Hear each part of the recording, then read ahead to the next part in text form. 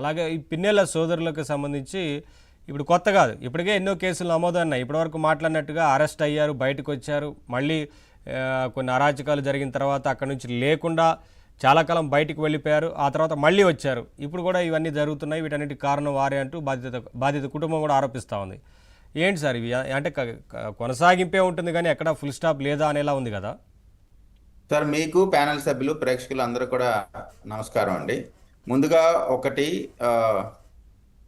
ఒక medico PG dermatologist అనుకుంటాను. ఆమె యాక్సిడెంట్లో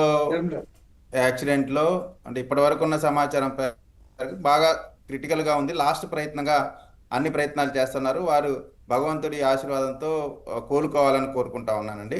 అదేవిధంగా ఇప్పుడు మన సబ్జెక్ట్కి వస్తే సార్, ఒకటి వైఎస్ఆర్ కాంగ్రెస్ పార్టీ దాని రూపం మార్చుకుంది. ఇప్పుడు స్కార్పియన్ పార్టీ ఇది. స్కార్పియన్ ఏం చేస్తుంది? మదర్ స్కార్పియన్ ఆకలేసినప్పుడు తన పిల్లలు తాను తినేస్తుంది. అంటే ఇది ప్రూవ్డ్ సినారియో. అలానే ఈ రోజున ఏంటంటే చంపబడ్డటువంటి ఆ కుర్రవాడు ఆ నియోజకవర్గానికి సంబంధించిన యూత్ ప్రెసిడెంట్, అలాగే వాళ్ళ తండ్రి ఎక్స్ జెడ్పీటీసీ. రాబోయే ఎన్నికల్లో పిన్నెల్లి రామకృష్ణారెడ్డి ప్లేస్లో వీళ్ళ ఫాదర్కి కానీ ఇతనికి కానీ టికెట్ ఇస్తారేమో అనేటువంటి ఒక అనుమానంతో ఈ విధంగా ఏదో ఒక రకంగా ఇతన్ని తుదమట్టించాలి అంటే వైఎస్ఆర్ కాంగ్రెస్ పార్టీలో ఉన్నటువంటి అదర్ గ్రూప్తో గొడవ పెట్టించి దాని బ్యాక్గ్రౌండ్లో అనంత వెంకటరామిరెడ్డి ఉండి వీళ్ళని చంపించినటువంటి ఎంటైర్ సిట్యువేషన్ ఇది. యాక్చువల్గా వాళ్ళకు ఉండేటువంటి ఒక అస్త్రం ఉంది. మేము ప్రతిపక్ష పార్టీలో ఉన్నాం, కుట్ర చేసి మా కార్యకర్తలు చంపారు అని చెప్పుకొని బయటపడదామనేటువంటి ఒక పెద్ద కుట్ర చేశారు. ఆ కుట్రలో ఎవరు? లోకేష్ గారు రెడ్ బుక్ రాజ్యాంగం చూసారా, మా వాళ్ళని చంపారు, చంద్రబాబు నాయుడు గారు, పవన్ కళ్యాణ్ గారు, ఇవన్నీ చెప్పి ఆ ముసుగులో వీళ్ళు తప్పించుకుందాం అనేటువంటి పెద్ద స్కెచ్ వేశారు. ఎలానో వాళ్ళ మేనమామ అలానే ఆ చనిపోయినటువంటి బాధితుడి యొక్క తల్లిగారు వీళ్ళిద్దరూ కూడా జరిగినట్టు ఉన్నట్టుగా పిన్నెల్లి రామకృష్ణారెడ్డి అదేవిధంగా అనంత వెంకటరామరెడ్డి ఇద్దరు మార్చి దగ్గరికి వస్తే స్పష్టంగా నీ వల్లనే, నువ్వే చంపించావు, నీ మనుషులే చంపించారు అని స్పష్టంగా వాళ్ళ మేనమామ అదేవిధంగా జగన్ గారు ఫోన్ చేసినప్పుడు ఆ మృతుడి యొక్క తల్లి గారు ఫోన్లో క్లియర్గా మన వాళ్ళే చంపారు, మన పార్టీ వాళ్ళే చంపారని క్లియర్గా చెప్పారు. కాబట్టి ఈ రోజున వాళ్ళకి వాయిస్ లేకుండా పోయింది. వాళ్ళు వేసిన కుట్ర భగ్నమైంది.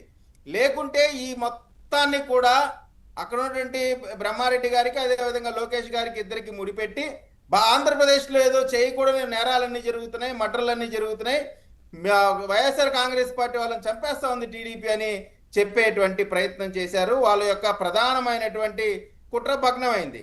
అంతేకాకుండా ఇప్పుడు వీళ్ళ కల్చర్ చూస్తే ఇంతకు ముందు కూడా ఒక మర్డర్ జరిగిందండి. ఆ మర్డర్ కూడా సేమ్ స్కార్పియోతో గుర్తించి చంపించారు. ఆ కేసులో కూడా ఇటు పిన్నెల్లి రామకృష్ణారెడ్డి అనంత వెంకటరామరెడ్డి ఇద్దరు కూడా జైలుకి వెళ్ళి వచ్చారు. ఇప్పుడు ఈ మర్డర్ను చూస్తే ఇది కూడా సేమ్ సిస్టమ్ యూజ్ చేశారు. కారుతో గుర్తించడం, చంపటం, పేక కోయటం. అంటే వీళ్ళ నైజం అధికారంలో ఉన్నప్పుడేమో తెలుగుదేశం పార్టీ కార్యకర్తల్ని ఆ కత్తులతో చంపటం, వాటిని కడుక్కోవటం, దాచిపెట్టుకునే కార్యక్రమం చేశారు. ఈరోజు ప్రతిపక్ష పార్టీలోకి వచ్చిన తర్వాత వాళ్ళ పార్టీకి సంబంధించినటువంటి కార్యకర్తల్ని చంపటం, ఆ రక్తాన్ని కడుక్కొని ఆ వస్తువుల్ని మళ్ళీ జాగ్రత్తగా పెట్టుకోవడం. ఎందుకంటే రాబోయే రోజుల్లో కావాల్సినటువంటి యాక్షన్కి సంబంధించినటువంటి మరో మర్డర్కి కూడా ప్రిపేర్ అవటం. అంటే వీళ్ళు పూర్తిగా రక్తం మరిగినటువంటి నరరూప రాక్షసులు సార్. ఎందుకు అనాల్సి వస్తూ ఉందంటే మాచర్ల నియోజకవర్గం ఒక ప్రత్యేకమైన దేశంలాగా పనిచేసింది గత 5 సంవత్సరాల్లో. అక్కడ ఏ ఒక్క చట్టబద్ధమైనటువంటి ఏ చట్టాలు కూడా అమలయ్యేటువంటి పరిస్థితి ఉండేది కాదు. అంత దారుణంగా మీరు చూసే సార్, తెలుగుదేశం పార్టీకి సంబంధించినటువంటి ఆఫీసుని తగలబెట్టారు అధికారంలో ఉన్నప్పుడు. అదేవిధంగా బ్రహ్మారెడ్డి గారు ఎక్కడికి వెళ్ళినా సరే వారిపైన దాడులు చేయటం, అనేక మంది కార్యకర్తల యొక్క కాళ్ళు చేతులు నరకటం. అంటే ఇటువంటి నరకటం అనేటువంటి మాట వాళ్ళకి బాగా ఇష్టం. ఎందుకంటే మీరు చూస్తే సార్, వివేకానంద రెడ్డి గారిని నరికి నరికి నరికి నరికి చంపారు. ఎవరు చెప్పారు ఈ మాట? జగన్మోహన్ రెడ్డి గారే చెప్పారు. లేదు, వైఎస్ వివేకానంద రెడ్డి గారిది హార్ట్ అటాక్ తో చనిపోయారు. ఇది ఎవరు చెప్పారు? ఇది కూడా వైఎస్ఆర్ కాంగ్రెస్ పార్టీ, జగన్మోహన్ రెడ్డి గారి టీవీ నాయకులు, విజయసాయి రెడ్డి గారు, సజ్జల రామకృష్ణారెడ్డి గారు, వీళ్ళందరూ కూడా ఆయనది గుండెపోటు అని చెప్పారు. కానీ ఆయన నరికి చంపారని ఎవరు చెప్పారు? జగన్మోహన్ రెడ్డి గారు చెప్పారు. అంటే వీళ్ళ ప్లానింగ్ వీళ్ళ ఒక్క 2-3 గంటల్లోనే ఎన్నో రకాలుగా మాట్లాడారు. అంటే ఒకటి సార్, వీళ్ళు ఏంటంటే వీళ్ళు ఏదో ఒక రకంగా అంటే ప్రతిపక్ష పార్టీ అప్పుడున్న ప్రతిపక్ష పార్టీకి తోసేద్దాం అనేటువంటి ప్రయత్నం చేశారు సార్. అందుకనే తెల్లారిపాటికి వాళ్ళ బాబాయిని వాళ్ళు చంపుకొని తెల్లారిపాటికి ఫ్రంట్ పేజీ సాక్షిలో ఫ్రంట్ పేజీ మొత్తం కూడా చంద్రబాబు నాయుడు గారిని నుంచో పెట్టి చంద్రబాబు నాయుడు గారి చేతిలో ఇంతలో గండ్రగొట్టలు పెట్టారు. అంటే ఏంటి? ఎన్నికల సందర్భంగా ఎవరో ఒకరిని బలి ఇయ్యాల. ఆవిడే శ్యామల అని ఒక సినిమా ఉందండి, ప్రకాష్ రాజ్ది. వాడు రాజకీయ పార్టీ శిబిరంలో కూర్చుంటే మన పార్టీకి సంబంధించిన ఎవరినైనా చంపాలని చెప్పి ప్లాన్ చేసుకొని ఆ ప్లాన్ ఇచ్చేది ఎవరు? ప్రకాష్ రాజే. ప్రకాష్ రాజు ఇస్తే ఎవరినో ఎందుకు చంపడం, వీడినే చంపేస్తే పని అయిపోయింది అని చెప్పి వాడినే చంపేటువంటి ప్రయత్నం చేస్తారు. అంటే వాళ్ళ పార్టీకి సంబంధించిన వాళ్ళని జనరల్గా ఏ రాజకీయ పార్టీ అయినా కార్యకర్తల కష్టంతో, వాళ్ళ రెక్కల కష్టంతో, వాళ్ళ త్యాగాలతో రాజకీయ పార్టీలు సస్టైన్ అవుతూ ఉంటాయి, ఆ రాజకీయ పార్టీలు ఎదుగుతూ ఉంటాయి.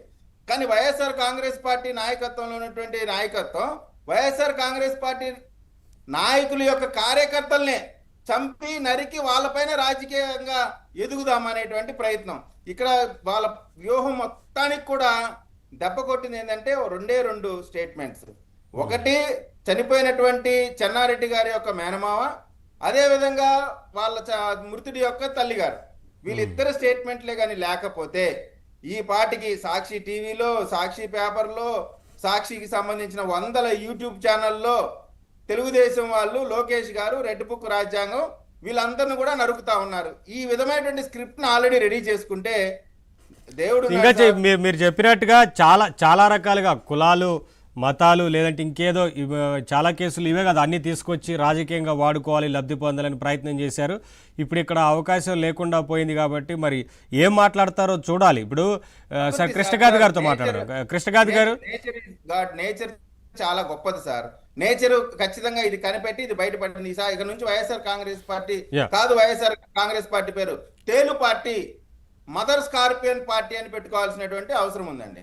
కృష్ణకాంత్ గారు, ఇప్పుడు పిన్నెల్లి గతంలో మీకు తెలుసు ఈవీఎంల కేసుకు సంబంధించి బద్దలు కొట్టి ఆ రోజున వెళ్ళిపోయిన తర్వాత కూడా మళ్ళీ పరామర్శకు కూడా వెళ్ళారు, వచ్చి వెనకేసుకొచ్చారు. చాలా క్లియర్గా తెలుసు తప్పు జరిగింది, ఆయన ఏం చేశారో అందరికీ తెలుసు, అందరు చూశారు. ఆ తర్వాత చాలా కేసులు నమోదయ్యాయి, కంటిన్యూస్గా జరుగుతుంది ఇది కేసులు నమోదవడం.